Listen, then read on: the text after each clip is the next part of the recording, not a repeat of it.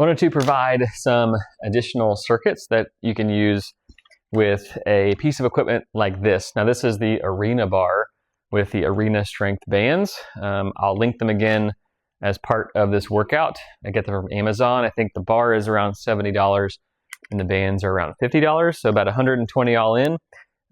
You can have a great piece of equipment that you can work on barbell style movements. So if you're looking into using those exercises more, we can really start practicing in, I think, a safe way using this equipment. And you can progress this because you have many different styles of bands from light up to extra strong, and you can mix and match those to continue progressing. So the first circuit I wanted to go through is 4 exercises.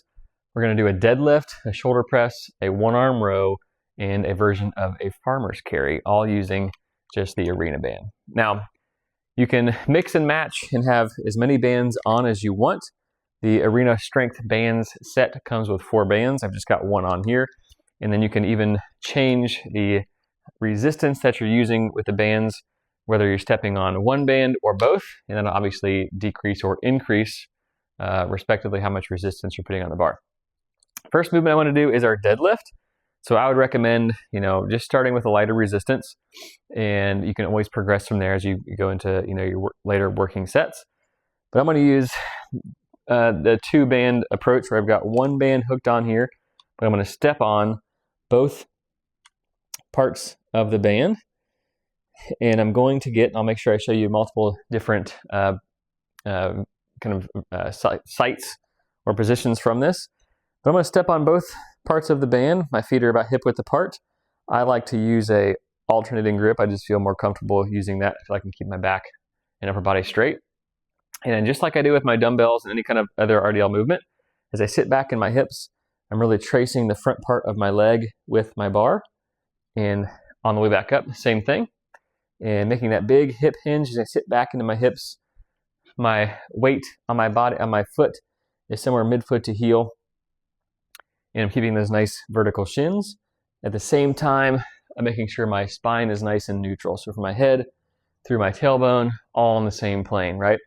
So I'm inhaling as I go down, exhale as I come up, inhale on the way down, exhale on the way up, noticing that I'm really only taking that bar slightly past my knees. It's a good stopping point, and it's nice and fluid. So maybe a 1-2 second down, nice quick controlled pop to the top.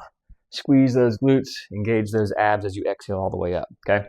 So if you're doing this in a circuit fashion, I would recommend first set, about 12 reps. And then second set, 12 reps. Third set, 10. Fourth set, 8 reps. And if you're able to increase the resistance each time, that'd be awesome. If you're not feeling it, find that comfortable but challenging resistance that you can use for those repetition ranges, okay? That's the first one, the deadlift. The second one, and you can do this many different ways, but I wanted to provide a shoulder press version of using this bar.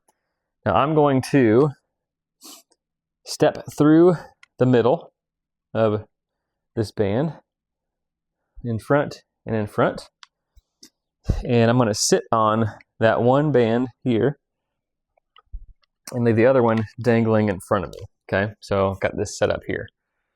So from this point, I've got my palms facing forward. I've grabbed my bar. My back is nice and upright. My feet are flat on the floor. I'm going to exhale and press. Inhale, return. And again, making sure you're exhaling through pursed lips. And nice and smooth as you exhale to the top, almost acting as like a pressure valve to make sure your abs are engaging. Inhale down. Exhale up, inhale down. I'll show you a different kind of perspective here, just to make sure you're noticing that nice flat back position. You can even kind of slightly drive your knees out and keeping your glutes squeezed, and that'll really secure that lumbar spine, especially if you have any kind of tenderness or tightness back there. So keep those glutes squeezed. Exhale to the top. Inhale down. Abs are always tight with it. Same approach. 12 reps, warm up, set. Stay light on purpose. 12 reps on the second set. Get a little bit heavier if you can. And let's stop somewhere around the 10 rep range. So third and fourth set, let's do a challenging but doable 10 reps with whatever resistance band is good for you at this point in time. That's exercise number 2. Number 3 is we'll use, if you have a bench or a box for a hand placement, that's great. But I'm going to take the bar in the middle of my hand, and you can play around with tension and resistance, whether you want to step on both parts of the band or one part of the band, wherever you are, however much you want to challenge yourself. For this demonstration, I'll do both parts of the band. I want to sit back into my hips.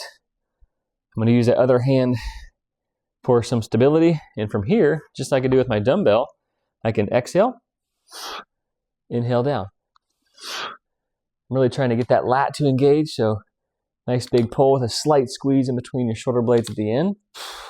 Inhale down, exhale up, again using that breath out to make sure your abs are super engaged. And make sure you're still sitting far enough back into your hips and heels that your glutes are working to maintain a solid posture and lower spine angle there. So again, nice big exhale as you pull, inhale as you return, keep those glutes engaged throughout. Same strategy. Let's go 12, warm up, 12, 10, 8, like we did for our deadlift exercise as you work and progress through those working sets. Again, if you're able to increase resistance, great. If you find a spot where you feel like your technique is starting to diminish, let's not go that far. Always prioritize your technique over resistance. All right, last one is I wanted to show a version of a farmer's carry. And you're probably wondering how in the world I'm going to do that with this setup, but it's actually really fun. So again, you can play around with how much tension you want on your band, whether you're going to step on both parts of the band or just one. So I'm going to step on both parts. I'm going to have just like that position I would be if I'm holding a dumbbell or a kettlebell. So my shoulders are back, my chin is tucked back and down, my glutes are engaged, my abs are tight. I'm holding it on my left side. I'm just going to march with my right, just like you would any other, exercise when we're doing this marching farmer's carry with a dumbbell and or a kettlebell. This time we're just doing it with the band. And you'll notice how, that band is, depending on how much tension you have, is really trying to pull you to the side of that stepping leg. So making sure your glute of that standing leg is always squeezed, nice and controlled. Exhale as you bring that knee up. Inhale as you return. Shoulders stay back. Abs stay super tight. So I would give this a good 20 or so seconds of marching. Switch sides, 20 more seconds or so of marching. And I think those 4 exercises together using this really can accomplish a lot as far as, building some strength, full body approach, doing those big movements that can really get it done. At the same time, we can get some indirect load on our spine. All right, with that deadlift exercise, the shoulder press exercise, and absolutely with that farmer's carry, we can really get that great, in terms of vertical loading on our spine, just the same, I think, with this as any other kind of free weight exercise. So if you're interested in this, or if you have one of these, give that circuit a try and let me know how it goes.